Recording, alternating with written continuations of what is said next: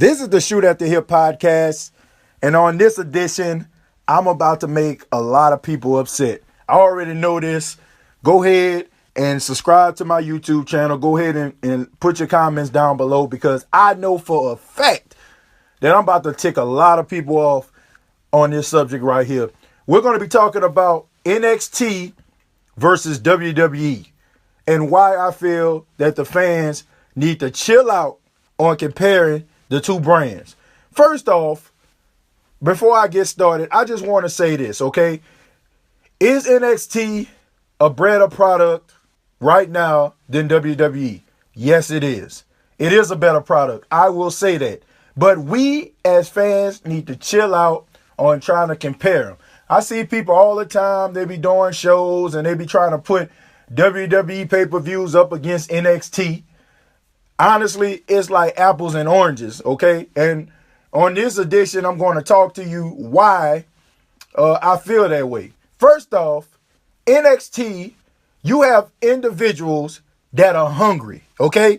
When you're in NXT, you don't have a WWE contract, okay? You're signed with WWE, but you're in their developmental program. You're not a legit superstar yet, okay? So it's just like a person that is a rookie in the NFL. If I can use the NFL for example, a rookie comes in, he's an undrafted free agent. What that say right there? He has to prove himself that he can actually play for the team. That's exactly what these NXT superstars are. They are guys with a lot of promise, but they have to prove that they can play in the big leagues. Just because you're super talented doesn't mean that you can make it in WWE. Just because you have all the physical attributes does not mean that you will be able to make it in WWE. Now, some guys do make it because of their physical appearance, you know, but everybody doesn't make it. There's been 6'9", 6'10" guys who tried to be a part of WWE and don't make it. There have been Neanderthal type guys that tried to go to WWE and just didn't make it. Okay, so still in NXT, you have to prove to yourself and prove to everybody in WWE that you have what it takes to make the main roster. So first and foremost, chill out with the comparison of shows, because what you have in NXT are a bunch of hungry superstars. They're going to do those 450 splashes. They're going to do those Phoenix splashes. They're going to do those Falcon arrows. They're going to do all these super kicks. They're going to do the big spot fest because they want to show that they can be a superstar. Now, the WWE superstars, think about this. They're on the road way more. I'm talking way more than NXT superstars. NXT superstars, they get their hotels booked. They get their rental cars paid for. You know, when they move down there, WWE gives them a little package. They take care of them. You know, they charter them from this place to that place. And WWE, when you're a superstar, you pay for your own rooms. You pay for your own rentals. You pay for your own expenses. Think about that, okay? Before you compare these two brands. They're on the road, and what I mean by them, WWE superstars, they are on the road over 300 days a year. Think about that. They're on the road over 300 days a year. They're doing matches when we're not watching them on television. They're doing public appearances. They're doing all these things, okay? So, of course, the matches and the work rate and all of that stuff right there is not going to be the same as NXT because these people have to preserve their bodies, man, because they take all these bumps night in and night out. They're not going to give you the classic match all the time, man. They're not going to give you that 5-star classic all of the time, man. Sometimes they're hurt. Sometimes they're sick. Sometimes they can't give you what you want. And honestly, man, we all know that there is a code in WWE that you save your good stuff for the pay-per-view.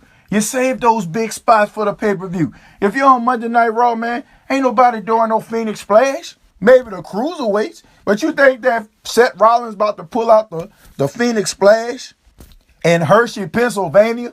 You think Seth Rollins is going to pull out the Falcons arrow in Toledo, Ohio? You think that Seth Rollins is about to do a 450 splash in Corpus Christi, Texas? Man, knock it off, okay? Knock it off. These guys, they lower their work rate, man, because they work so much. NXT, man, these guys are proving themselves. They coming from these independent promotions, and they have a lot of fanfare behind them. But compared to WWE and how WWE is constructed, it's completely different. You got to be able to wrestle. You got to be able to give promos. You got to be able to be entertaining. If you're not doing that, then you're not making it in WWE. I mean, think about this, man. You know, as good as Cesaro is, man, we look at how Vince McMahon labels him. Cesaro can wrestle circles around Roman Reigns. He can wrestle circles around Braun Strowman.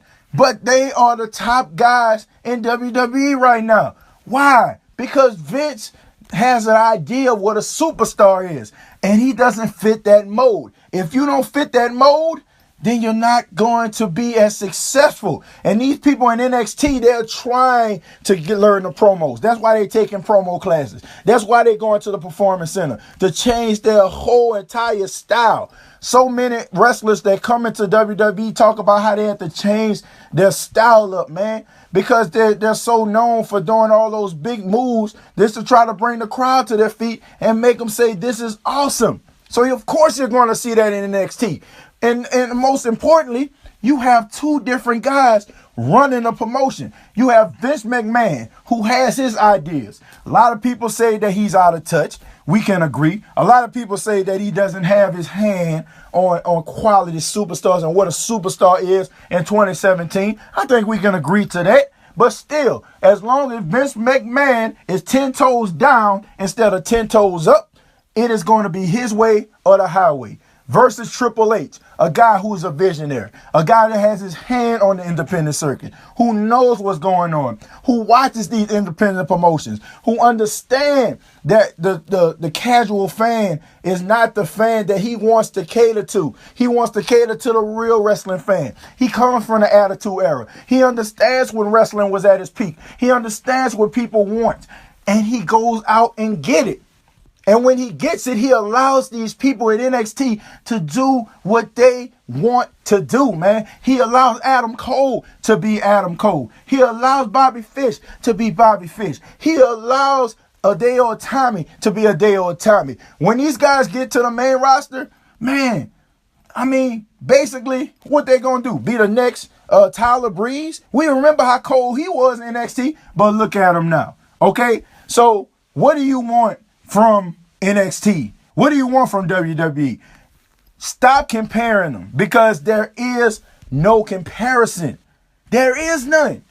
That's like comparing apples to rotten apples. You know what I'm saying? Like, I mean, which one do you want? I mean, of course, the real apple is going to be quality. Of course, NXT is going to have the great matches, because these people are trying to prove themselves. And when you're in WWE and you're on a roll 300 days a year, honestly, man, you're proving yourself every single night, okay? So stop with the whole comparison thing, because honestly, it doesn't make any sense. Of course, NXT is going to have the better quality matches because the wrestlers themselves have something to prove. Not saying that the WWE superstars don't have something to prove, but I just feel like there's a different level of hunger being an NXT superstar. And I feel like people in WWE that are superstars, they feel like they're already fed. So it's kind of hard.